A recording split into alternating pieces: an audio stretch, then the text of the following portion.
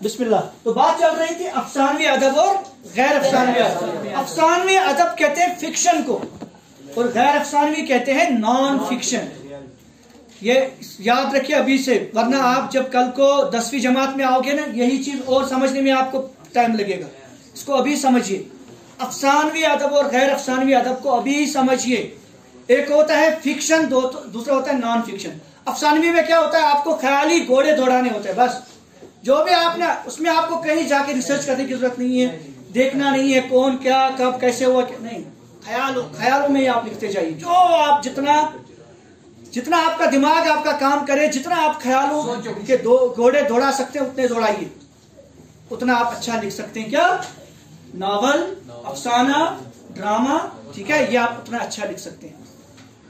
लेकिन जहां तक गैर अफसानवी अदब का ताल्लुक है, गैर अफसानवी अदब का ताल्लुक होता है रिसर्च से, इल्म से, ठीक है, इंफॉर्मेशन से। मिसाल के तौर पर इसमें सबसे पहली जो किस्म आती है वो आती है मजमून। क्या आती है? मजमून। और जहां तक अफसानवी अदब में है, अफसानवी अदब में सबसे पहले आता है, जहां तक अभी हमने पढ़ा है, वो है नावल, अफसाना, ड्रामा। ये है किसमें? अफसानवी अदब, जो आपने अभी तक पढ़ी है 9वीं जमात में। अगले साल इंशाल्लाह आप 10वीं जमात में और भी पढ़ेंगे कुछ, फिलहाल आपने इतना याद रखना। जहां तक गैर अफसानवी में है, गैर अफसानवी में आपको सिर्फ 2 यहां पर दिए गए हैं, नहीं 3 है। मजमून, दूसरा है खाका,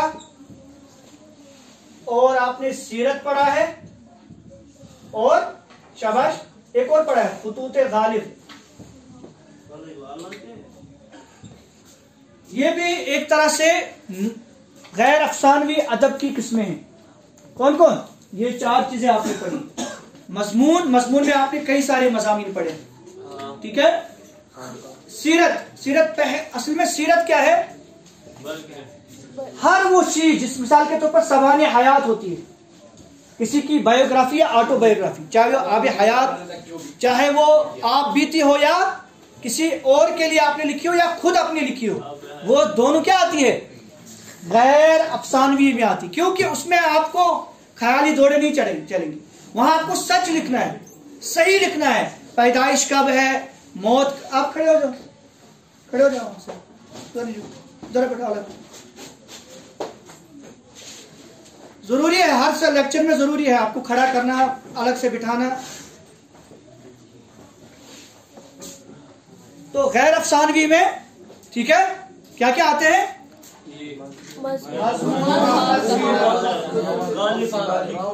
ठीक है। तो हम कह रहे थे कि गैर अफसानवी में जहां तक ताल्लुक है, इसमें हम जरूरी है कि हमें उसका इल्म होना चाहिए, बाज़ाब्ता रिसर्च करना पड़ेगा। अब मिसाल के तौर पर हम किसी की सवाने हयात लिख रहे हैं, तो हम घर में बैठ के अंदर बैठ के तो पता नहीं चलेगा, हमें जाना पड़ेगा, रिसर्च करना पड़ेगा, उसके बारे में देखना पड़ेगा। अगर हमने गलत लिख दिया तो हम पे तो पता नहीं क्या क्या केस हो जाएंगे। इसलिए हमें सही लिखना पड़ेगा, कब उसकी पैदाइश है, कहां से उसने तालीम हासिल की, वो तो सही लिखना पड़ेगा। लेकिन जहां तक नावल का ताल्लुक है, ये अफसानवी का ताल्लुक है, नावल, अफसाना, ड्रामा, उसमें आप कुछ भी लिखिए, वहां पे सब क्या होता है? वो फिक्शन होता है। वो क्या होता है? फिक्शन होता है। वो अफसानवी होता है, वो ख्याली होता है। लेकिन जहां तक गैर अफसानवी का ताल्लुक है, वो हकीकत पर मबनी होता है। वो आपको सही लिखना पड़ेगा, उसके लिए आपको जाना पड़ेगा, रिसर्च करना पड़ेगा, लाइब्रेरी में खंगालना पड़ेगा, उसके बारे में मालूमात हासिल करके ही तब आप लिखेंगे, ठीक है। तो उसमें जहां तक सबसे पहली चीज जो आपके सिलेबस में आई है वो है मजमून, वो आपने पढ़ा। इसी तरीके से सीरत हमने पढ़ा है। सीरत किसे कहते हैं? हजरत मोहम्मद अरबी सल्लल्लाहु अलैहि वसल्लम के ऊपर जो लिखी गई है, उनके अखलाक, उनके हालात, उनके तरीके कार को जो लिखा गया है, उसको वो भी क्या लिखना है? सच पे मबनी। उसमें भी वो भी किसमें आती है? गैर अफसानवी में आती है। उसके बाद आपने पढ़ा है खुतूत गालिब। गालिब के खुतूत जो उन्होंने लिखे हैं, गालिब ने जो खुतूत लिखे हैं वो सच पर मबनी, वो झूठ पर तो मबनी। मिसाल के तौर पर आप किसी को खत लिख रहे हैं, उसके लिए उसमें आप सच ही लिखेंगे ना, कि आप ख्याली बातें लिखोगे? वो तो आप सही बातें लिखोगे ना जब आप खत लिखोगे। सिर्फ खत लिखने का तरीका हो तो वो भी किसमें आता है? इसी में आता है। बाज़ाब्ता खुतूत गालिब जो है ना, ये बाज़ाब्ता एक सिन्फ है। जब हम मास्टर्स करते हैं उर्दू में, वहां पर बाज़ाब्ता एक मजमून है, एक सब्जेक्ट है क्या, खुतूत गालिब, जहां पर खुतूत गालिब के जरिए से हमें नसर सिखाई जाती कि नसर किस तरह से लिखनी है। जब आप नसर में कोई चीज लिखेंगे तो उसमें उस गालिब के उस्लूब को मद्देनजर रखना है, यानी गालिब का जो लिखने का तरीका है नसर का, उसको देखना है, उसको परखना है, फिर उसी तरह से लिखने की कोशिश करना है। ठीक है। और इसमें आते हैं एक और जो अहम सबक है वो है खाका। खाका में क्या होता है, इससे पहले आपने एक खाका पढ़ा है, क्या खाका पढ़ा है इसी 9वीं जमात में, दीवान मरहूम की याद में, है ना, वो भी खाका है। लेकिन यहां पर एक खाका है जो उर्दू का पहला खाका है, जो उर्दू जबान का पहला खाका है, वो आप पढ़ेंगे यहाँ पे। अब हम आते हैं खाके की तरफ कि खाका क्या चीज होता है। खाका को पहले उर्दू में खाका नहीं कहा जाता, बल्कि इसके लिए तस्वीरों का एल्बम कहिए, मुरक्के कहा जाता था इसको। मुरक्का कहते किसको, किसी का, या हम कहते थे इसको जो है तस्वीरों का तस्वीर कशी कहते थे। जहां तक नावल का ताल्लुक है वो अंग्रेजी जबान से उर्दू में आया, अफसाना जो है वो भी अंग्रेजी जबान से, शॉर्ट स्टोरी से उर्दू में आया। इसी तरह खाका भी अंग्रेजी से उर्दू में आया। कहां से, अंग्रेजी जबान से उर्दू में आया। और अंग्रेजी में इसके लिए क्या कहा जाता था, स्केच। स्केच कहते हैं अंग्रेजी में, इसको क्या कहते हैं, स्केच, यानी किसी की तस्वीर बनाना। स्केच में क्या करते हैं हम, किसी को देखकर उसकी हम तस्वीर, पेंटिंग करते हैं, तस्वीर बनाते हैं।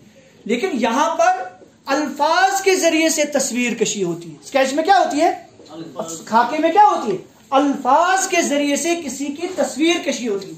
जब हम अल्फाज के जरिए से किसी की तस्वीर कशी करते हैं तो वो झूठ पे मबनी होगी, वो ख्याली हो सकती है, तो हकीकत लिखनी पड़ेगी ना। तो अगर हम किसी के बारे में कुछ स्केच ले रहे हैं, यानी किसी के बारे में अल्फाज के जरिए से किसी के ऊपर बात कर रहे हैं, किसी शख्सियत के ऊपर, वो तो हमें सच लिखना पड़ेगा ना, कि न कि हम ख्याली घोड़े तोड़ाएंगे नहीं ना, हम सच लिखेंगे। इसी तरह खाका भी क्या है, अफसानवी अदब नहीं है, बल्कि क्या है, गैर अफसानवी, नॉन फिक्शनल। ठीक है। अब आते हैं खाके की तरफ कि खाके में जो है किन चीजों का ख्याल रखना है। खाका देखिए, इसमें पूरी सवानी हयात नहीं होती, पूरी जिंदगी नहीं होती है खाके में।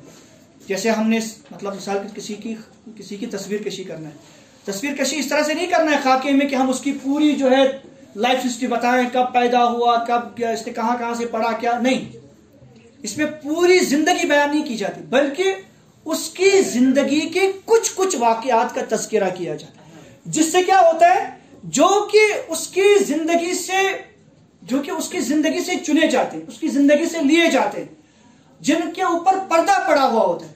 मिसाल के तौर पर जो सभी लोगों को पता नहीं हो, मिसाल के तौर पर कोई इंसान है, उसके ऊपर बहुत सारी किताबें लिखी गई है, बाकी सब चीजें, लेकिन बहुत सारी चीजें ऐसी है जो सामने नहीं आई है लोगों की।